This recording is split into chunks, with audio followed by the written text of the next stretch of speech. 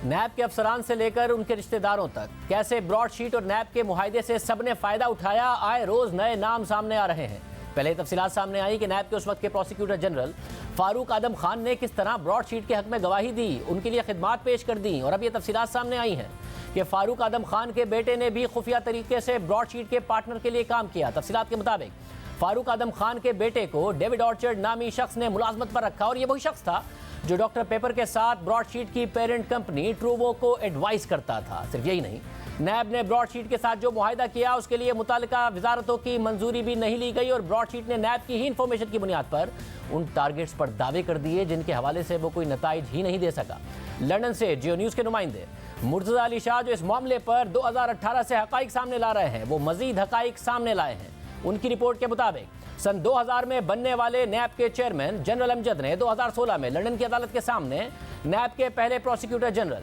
फारूक आदम खान पर ज्यादा भरोसा करने पर अफसोस का इजहार किया और मौक़िफ़ अख्तियार किया कि ब्रॉडशीट के साथ मुआहिदे से मुताल्लिक फारूक आदम खान को वजारत कानून और वजारत खजाना से मंजूरी लेनी थी, मगर ऐसा नहीं किया गया। और बाद में पता चला कि फारूक आदम खान का बेटा ब्रॉडशीट के पार्टनर के लिए काम करता था। मुर्तज़ा अली शाह की रिपोर्ट के मुताबिक उस वक्त के चेयरमैन जनरल अमजद ने प्रोसिक्यूटर जनरल फारूक आदम खान को यह टास्क दिया था कि वो नैब की जानिब से एक मौजू मुआहिदे का ड्राफ्ट तैयार करें और मुआहिदा सिर्फ उन असासों से मुताल्लिक हो जो पाकिस्तान से बाहर है, उन असासों से मुताल्लिक ना हो जो पाकिस्तान में है, ताकि ब्रॉडशीट पाकिस्तान में रिकवर होने वाले असासों पर दावा ना कर सके और सिर्फ 20% हिस्सा उन असासों की रिकवरी से मांगे जो बैरून मुल्क हैं। तफसीलात के मुताबिक जनरल अमजद ने लंदन की अदालत के सामने ये बात तस्लीम की कि जब ट्रूवो कंपनी के बजाय ब्रॉडशीट से मुआहिदे पर दस्तखत हो रहे थे तो उन्होंने उस पर तहफ़्फ़ुज़ात का इजहार नहीं किया और ये भी कहा कि उन्हें बहुत देर बाद इस बात का एहसास हुआ कि शायद उन्होंने नैब के प्रोसिक्यूटर जनरल फारूक आदम खान पर बहुत ज़्यादा भरोसा कर लिया था। तफसीलात के मुताबिक अदालती दस्तावेज़ात में यह बात देखने में आई है कि उस वक्त के चेयरमैन नैब जनरल अमजद ने नैब के प्रोसिक्यूटर जनरल के लिए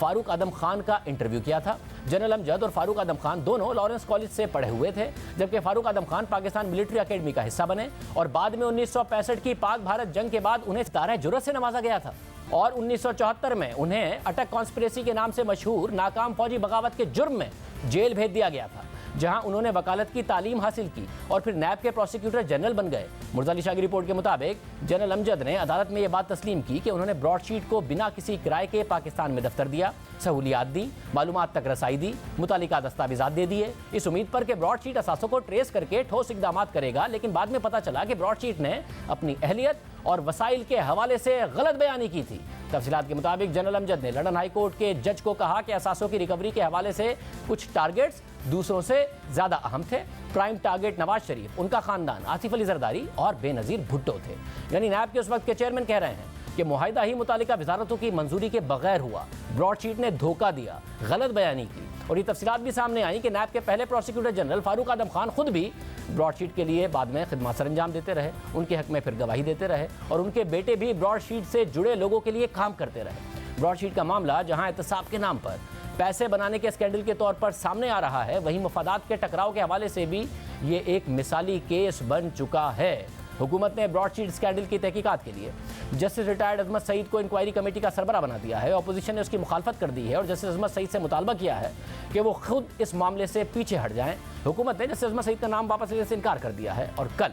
इस हवाले से रोजनामा एक्सप्रेस ट्रिब्यून में सहाफ़ी हसनात मलिक की खबर शाया हुई कि हुकूमत ने अब तक इंक्वायरी कमेटी की तश्कील का नोटिफिकेशन जारी नहीं किया और जस्टिस अजमत सईद की नामजदगी पर तनकीद के बाद खुद हुकूमती रहनुमाओं में भी इस हवाले से तफरीक पाई जाती है। हुकूमत के कुछ लोगों का ख्याल है कि जस्टिस अजमत सईद को एतमाद में लेकर इस हवाले से नज़रसानी करनी चाहिए और कुछ हुकूमती रहनुमाओं का ख्याल है कि इस तनाज़े में पड़ना खुद हुकूमत और जज के मफाद में नहीं होगा। खबर के मुताबिक माहिरीन का कहना है कि जस्टिस अजमत सईद की नामजदगी को अदालत में मफादात के टकराव के नाम पर चैलेंज किया जा सकता है, जो न सिर्फ जज बल्कि अदलिया के लिए शर्मिंदगी की बात हो सकती है। खबर के मुताबिक जस्टिस अजमत सईद के करीबी ज़राए ने बताया है कि जस्टिस अजमत सईद की नामजदगी से पहले उनकी रजामंदी ले ली गई थी और जस्टिस अजमत सईद आज इस्लामाबाद पहुंचने वाले थे